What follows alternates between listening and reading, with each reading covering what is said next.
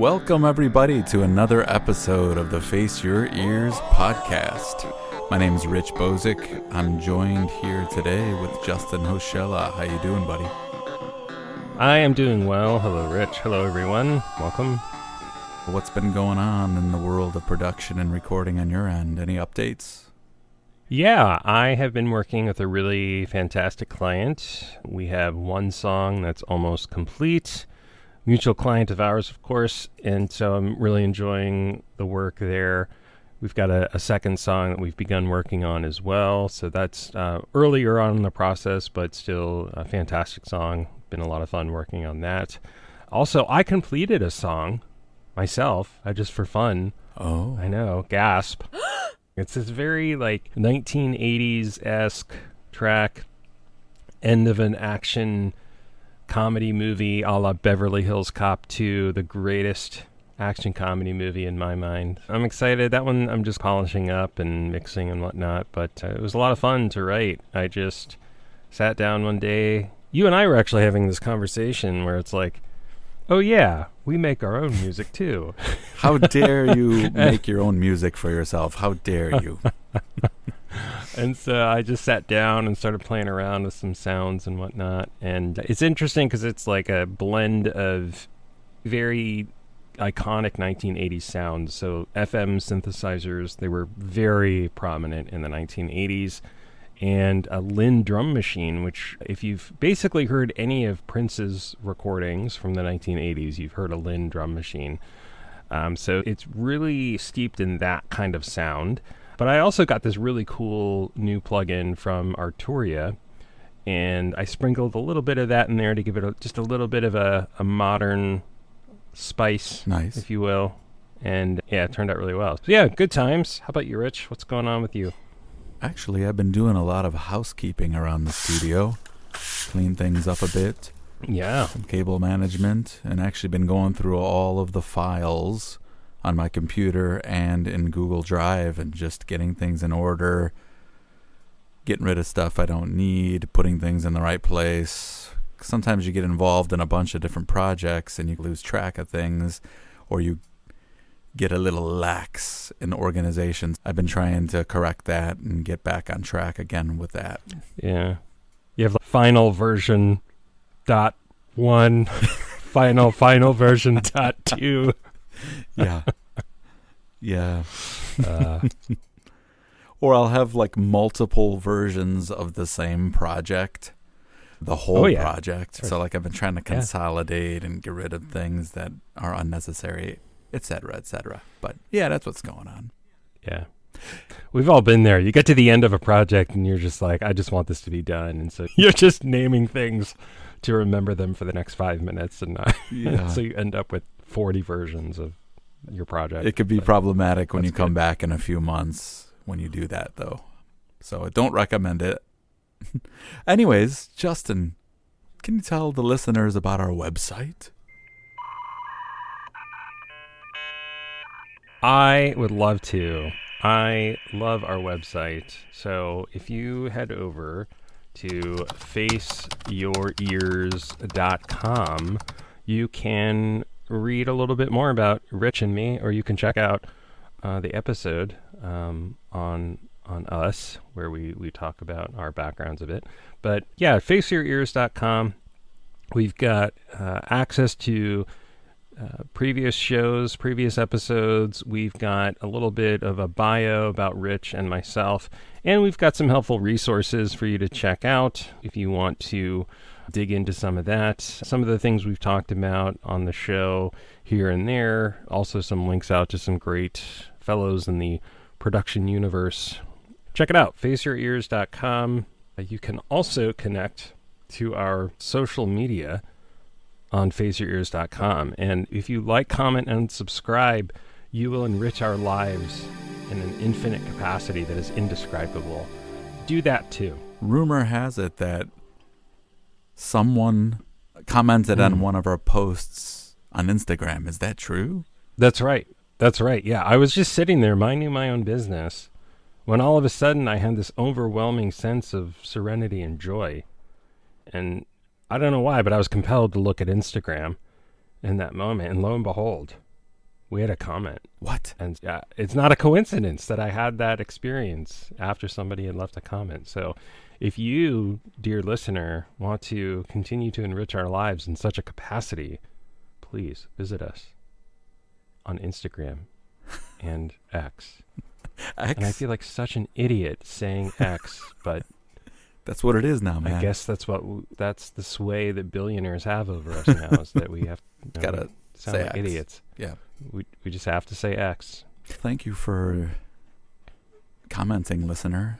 Justin, what's today's topic? Today's topic is a very, what I would call, bread and butter topic. Nuts and bolts, if you will. Cables. So we're going to talk about common cables today. And this episode's for folks out there who are new to the game of recording and producing and don't really know much about cables other than that they exist. So if you're somebody who... They might not even know they exist. They might just assume it's all sorcery and magic. But yeah, this episode is for folks who are less informed on cables and what kinds of cables there are, what they're used for, and so on. So we're going to unpack that a bit in today's episode. So how do we go about breaking this down? How do we sift through all this? I like to start with some pretty broad categories. What I look at is first is audio. We have audio cables, and so within that umbrella there's a lot to talk about. And so we have things like a 1/4-inch cable, which you'll find on professional equipment, on guitars, keyboards, synthesizers, stuff like that. So if you plug a cable into an amp from your guitar, it's usually a 1/4-inch cable, almost invariably. It looks like the headphone cable, but it's thicker. Yeah. The thickness is 1/4 of an inch. That's why we call it a 1/4-inch cable, as opposed to an 1/8-inch cable, which is a common headphone connector, or it was. Back in the day when we used to plug earbuds into phones. Yeah, back when we used to have a headphone jack on our phones. Or maybe I'm dating myself, my MP3 player, my iPod, or CD player, or Walkman. Anyone? So those cables I have 1/8 of an inch in thickness. And those are usually found in consumer products, because in consumer products, space is at a premium. And so you're trying to cram a lot of little components into a small space. So that's why you usually find those in consumer products. I noticed on some of those cables, some of them have one black line, some of them have two black lines. Can you talk about that? Yeah, so that is what is called a TS cable versus a TRS cable. So TS cables are generally used for mono. The TS stands for tip sleeve, which are aspects of the connector itself. So the tip being the very tip of the connector, the sleeve being the longer extended part of that jack. And like I said, these are commonly used with electric guitars. TRS stands for tip ring sleeve, and they can be used for mono, and they provide what's called a balanced signal as well as stereo signals. And an example of a mono balanced signal would be like the line in or out from your audio interface. So if you have a Scarlett or universal audio interface, that kind of thing. Can you tell us more about balanced versus unbalanced? Balanced versus unbalanced is important to consider. I think we've talked about it on the show before. Basically, it has to do with noise. Balanced audio provides a connection that is less prone to noise, and unbalanced is the opposite. It is going to be more prone to noise. When you're looking at balance versus unbalanced, that's the broad sort of description and what you want to consider when you're looking at those cables. I also heard that cable length can decide noise as well. Is that true? Yeah, if the longer the cable, the more likely noise is to be introduced. Yeah, that is true. If you're going to have a long cable, making sure it's a balanced cable and that your connection on your audio interface, for example, is balanced, that would be ideal. And can you talk to us about other audio cables that are out there that we should know when we're starting out? Yes. So one of the more widely used connections, I should say, is XLR. And so you'll find XLR on professional microphones. And you'll also find XLR connections on things like mixers or audio interfaces so that you can connect those microphones. You'll also find XLR on some speakers too, like my studio monitors here have XLR, and I'm using that XLR connection to plug into my audio interface. Fun fact, they are XLR to 1/4 inch because the input on my speakers is XLR, but the output on my interface is 1/4 inch. So there you go. Now we're starting to combine things. Getting into the hybrid cables. Yes. We also have RCA cables, and you've probably seen these, dear listener, on your consumer electronics devices like a Blu-ray player, DVD player, VHS, home video player, video game consoles, etc., etc. So these are the round red and white audio connectors, either in or out. So they separate the stereo signal into left and right audio. Generally, the red is used for the right channel. Easy to remember, red is right. And the left signal is in the white connection. RCA is very common on record players.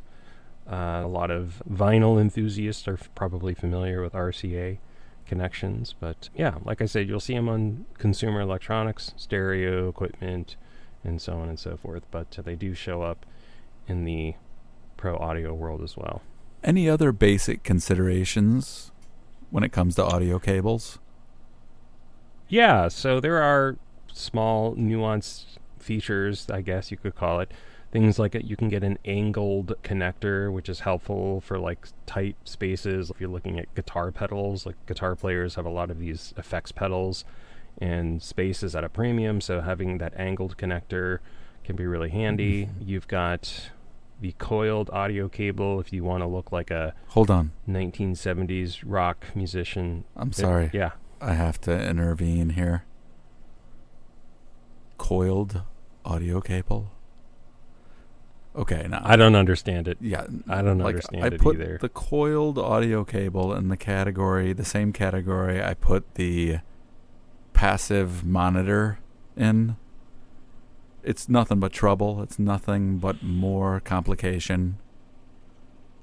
I've never ran into a situation where I was like, oh, I'm so thankful I have a coiled cable right now. Prove me wrong, listener.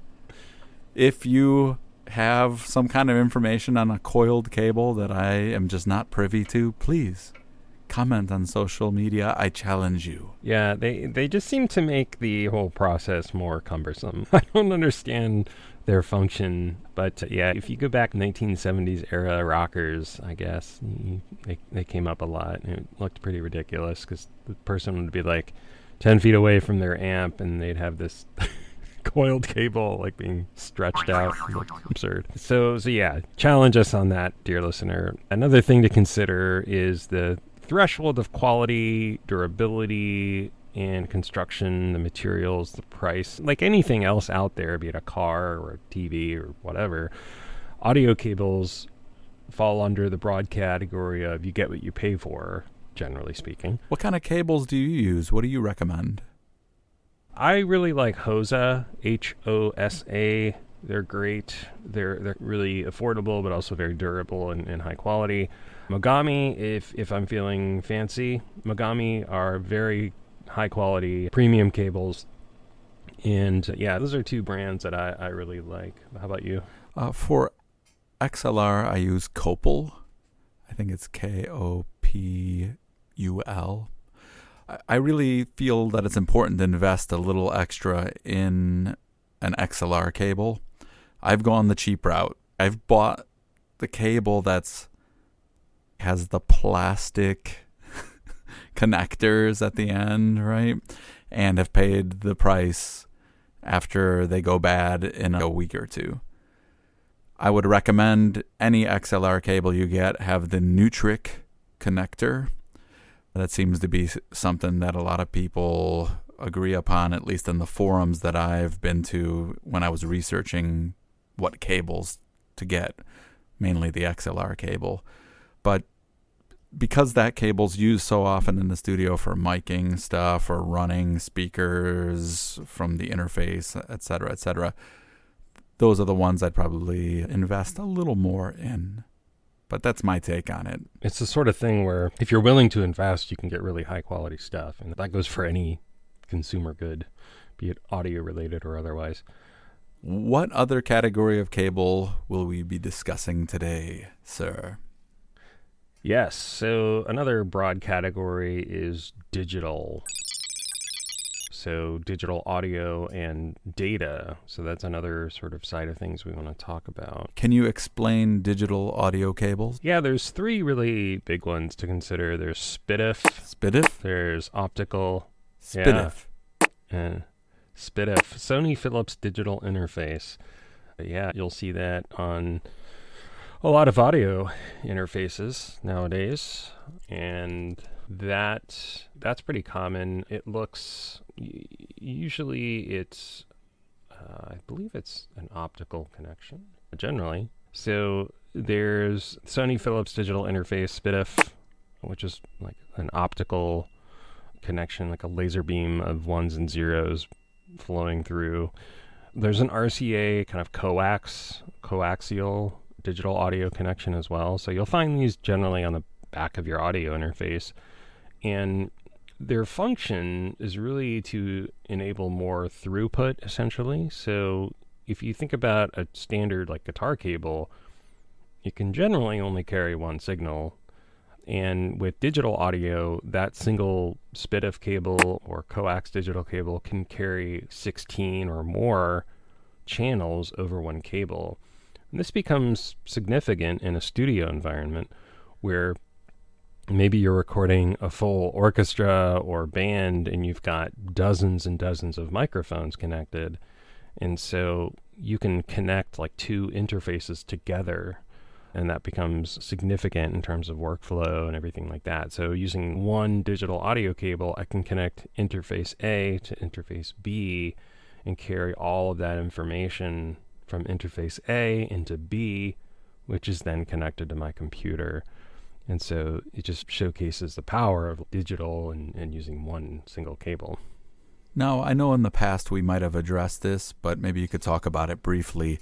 I notice MIDI on a lot of devices.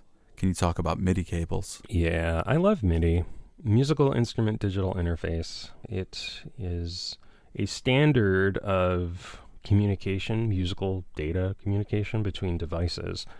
And so it harkens back to a day when all these electronic instruments were being created and invented and released. There wasn't really a good standard for them to talk to each other. So you'd have one brand, let's call it Roland, and another brand, let's call it Yamaha. And in the early 80s, there wasn't really a good way for them to talk to each other, a standardized way. And so that's where MIDI came in about 1983, I believe, where different instruments of different manufacturers could talk to each other. What that means is like I could press a key on my Yamaha and it would send a signal to my Roland and play the Roland over MIDI. So I could send a note on or off signal, and that information would be sent to the other synthesizer. And you could also control drum machines, and you could have clock information, which is like the tempo, that sort of information controlled over MIDI as well. And so this also got into sequencing and so forth in the 80s into the 90s. And then from there, we moved into USB. So in the late 90s, early 2000s, USB exploded. And nowadays, a lot of MIDI is just handled over USB. Rich, you and I both have these USB controllers. So I have a keyboard right here on my desk, just connects via USB. And that allows me to control and play software instruments on my computer. It also allows me to play my old 1980s Yamaha DX7 from this USB keyboard. It's pretty cool because I have an audio interface that has MIDI on it which is going out to my old outboard gear. And so it takes the input from the USB signal on my desk, from the controller, and then it sends it out to the old-fashioned MIDI synthesizer and allows me to play that here. So they integrate together is the message here. Vintage equipment that has MIDI, it can still be integrated into a modern studio via a MIDI interface, which is typically either a separate box or it can be on an audio interface like mine. So yeah, that's another thing to look at and consider. And so if you see a MIDI port on your device, now you know a little bit more about why and what it does. So with regards to the USB connections, do USB connections just do digital signals, or can they also transmit audio? USB does pretty much everything. So USB allows us to send and receive audio. It allows us to send and receive MIDI. And of course, it is used for data. So actual like file storage and things like that. So your hard drive is a classic example of using USB. So all those recordings and project files that you create and accumulate, like we were talking about earlier, version 1.2 final, that gets stored on your drive. And sometimes that drive is external, which is where USB comes in. So it connects to your computer's USB port. Excellent. I noticed that some of the devices have different kinds of USB. Can you just talk briefly about that? The most common connectors you'll see are USB A and B. And these are very common across a whole host of different devices. Like even your printer uses those connections. And one end goes into the device, the other end goes into the computer. And I do believe USB-A is the rectangular one, yes? And then USB-B is like a square, like a bigger square. And then USB-C is like the oval, wider oval shape. Yeah, and that's where I was going, was USB-C is the sort of modern incarnation of USB, and it's significantly faster. And something about USB-C is that it also can carry a video signal. Just fun fact. Not that necessarily has to do with this conversation, but just goes to show how powerful. This is face your ears, not face your eyes. Calm down. True. We'll save that for the Face Your Eyes podcast, or Face Your Eyes video series. Yeah, Face Your Ears video series. I don't know. We're still hashing that out. That's great. Do you have anything else to add about any of this stuff? The last thing I'll mention is that we will be providing links in our show description to some of the brands we talked about. There's also a really great cable guide that we recommend, so we'll put a link to that as well, so you can read about this and get a little bit more of a visual on the things we talked about today. But other than that, thanks for the conversation, Rich. Thank you. And just brief recap. So today we talked about the common cable types. We broke down some of the audio selections and also some of the data cables, the digital cables that can transfer audio and data. Thank you, Justin. Great conversation, very informative. You're welcome. Thanks, everybody, for listening. We'll catch you on the next episode. Bye. Bye for now. Thank you for listening to the Face Your Ears podcast. If you found this episode entertaining and informative, be sure to share and leave a review. Also, check us out on social media and be sure to like, comment, and subscribe. For more information related to our podcast, head on over to www.faceyourears.com. Links can be found in the show description. And remember, whether you're a musician just starting out or a seasoned professional looking to talk shop, it's time to face your ears.